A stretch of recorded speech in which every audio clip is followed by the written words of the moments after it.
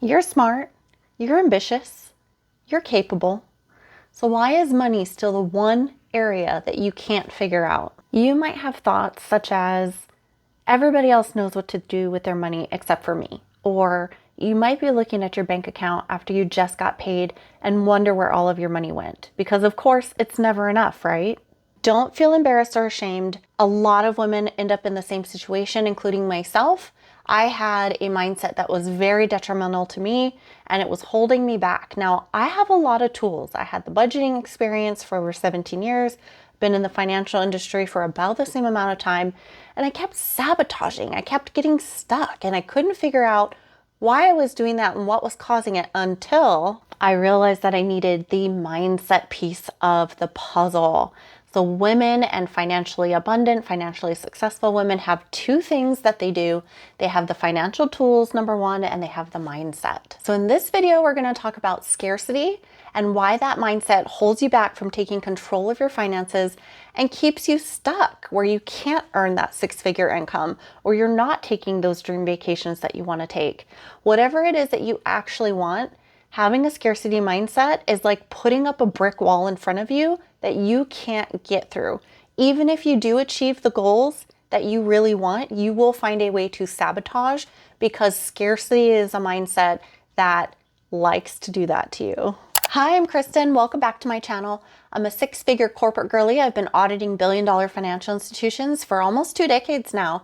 And I teach ambitious women how to strategically align their finances so that they can reach their biggest financial goals. Let's get right into it. The very first thing you want to do is bring some awareness to what your thoughts are around money. What do you think about it? What do you feel about it? If you don't know where your starting line is, then there's no way you can actually break through it and get to the finish line. Is money meant for everybody else and not you? Is money just for greedy people and selfish people? Is money something that you will never have enough of and that you're always going to have to work really hard to get? So really take some time, sit down, you can pause this video, but I want you to write down all of your thoughts about money and figure out, how do you actually feel about it? The very second step is to challenge those thoughts. And this is going to be a little bit more of a difficult exercise. I know it was for me when I first did it because your brain is so used to seeing one story and then you're trying to change it to see a different truth.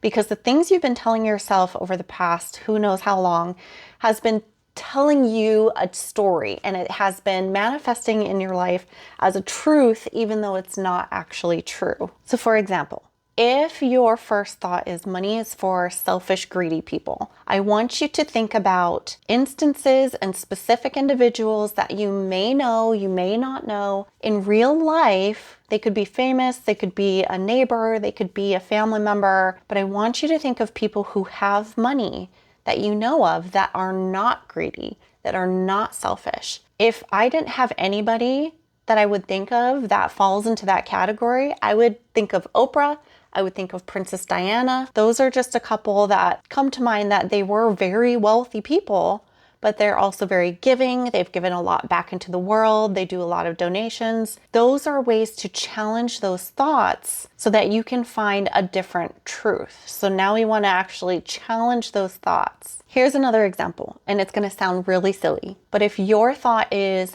money is meant for everybody else and not for me, then I want you to ask yourself, am I earning a paycheck?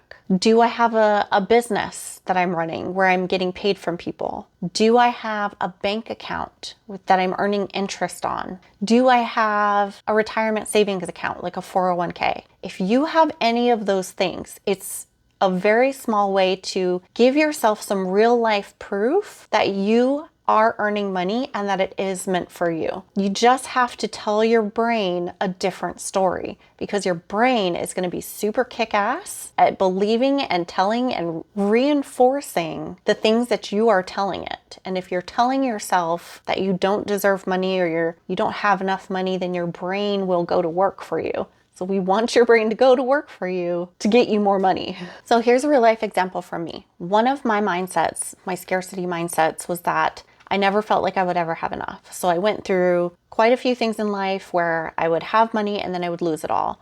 Or I would be making good money and then I would go into debt and I would have to take everything I've earned and put it towards the debt. So there was always some kind of cycle and some kind of sabotage that I was doing to myself because I was telling myself I will never have enough. So guess what? My brain went to work and it was like, oh, you don't have enough? All right, then we will never have enough. And it would reinforce this all the time. It was so frustrating. And it wasn't until I was working on my mindset that I realized that, oh my gosh, I was doing this to myself the entire time. And I had to go through these lessons and really learn, bring awareness to it, challenge it. When I started doing that, I started finding money everywhere. I started finding opportunities for money everywhere. And again, some of this is going to sound really silly, but the whole point here is that they were little incremental things that when you put them all together as part of a big picture, it starts to help rewire your brain. It starts to put positive reinforcement into your life, and it starts to get you to shift that mindset from financial scarcity to financial abundance. So I started noticing that I would find 10 cents on the ground, and then I would get excited because I found a quarter. I actually just found a quarter on the ground recently. Marie Forleo does this. So if you want to make fun of me, go ahead, make fun of me in the comments. If you don't know who she is, she's incredible. She has a book called Everything is Figure Outable.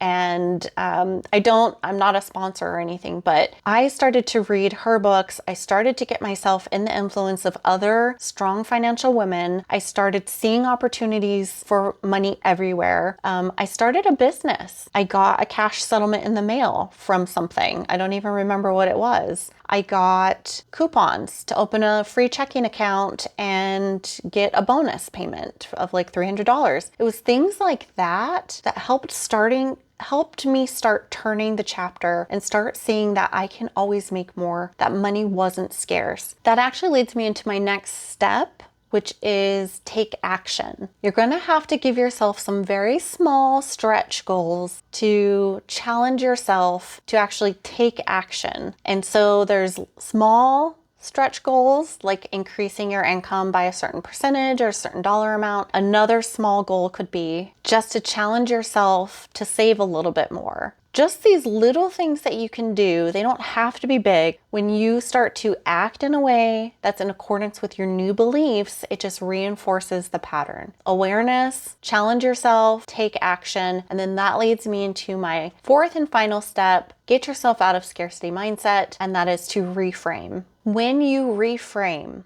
you are taking your old money mindset that you tell yourself every single day, and you are finding an opposite version of that to tell yourself now every single day. So for example, my old money mindset was that I would never have enough. I never had enough because I would sabotage. So my new money mindset that I had to change to was I'm a money magnet.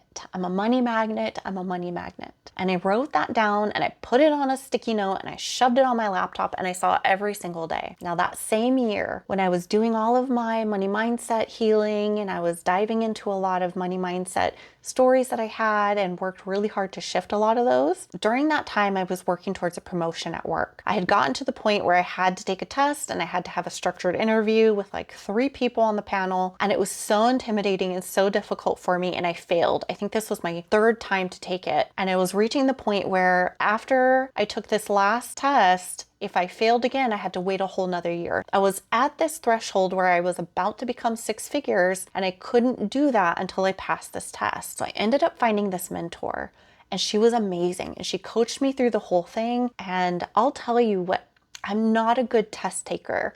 I get super anxious. I know all my material. I know what I'm doing. All my coworkers come to me as a resource, but the moment I sit down to take a test, I just blank out. I do the same thing with interviews. So if you have any tips for that, put them in the comments below because I could still use some help in that area. I took this test and I felt so good. I was like, this is it. I know I've done it. And I got the results back and I will tell you, I was still so nervous.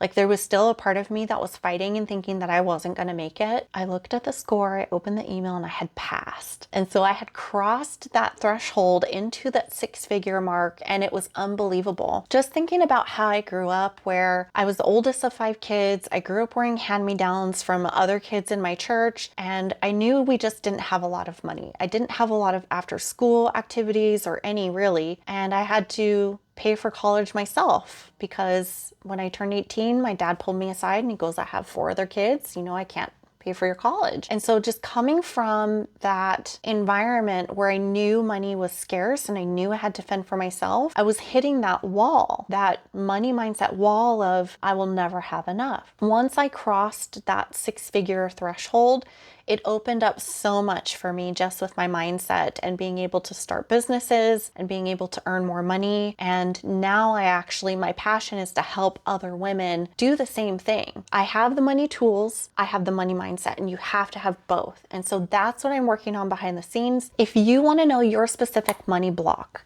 I have it down in the description below. It's a free money block quiz. It's going to tell you your exact money block. And we have a few, but there's one in particular that usually overrides the rest of them. And then I have actionable steps you can take to overcome that money block and start to challenge that money block. Money blocks, and especially scarcity for me, was super stubborn, and sometimes it takes a while to get it unstuck. But once it's unstuck, you'll recognize when it starts to creep back in, and now you have the tools to be able to conquer and banish that money block when it starts to reappear again. Once you have that out of the way, sometimes you'll be surprised another money block will pop up, just depending on what situation shows up in your life, but we are designed to heal those so that we can reach our full potential. I've been working on a financial blueprint for ambitious women. It has the money mindset piece where we do a lot of work to figure out your money blocks and your money stories, and then we shift those. I also have a financial detective piece where we figure out where your money is going, and then we align it with your strategic plans, your biggest goals and dreams. You're going to know what you need to save for retirement. You're going to know what to save for an emergency fund. You're not going to have any surprises that come up that you can't financially handle, because it's personalized and designed for you. If you are interested, I would love to get you on my waiting list. I have a link for that as well. And until the next video, have a great week, and I will see you in the next one.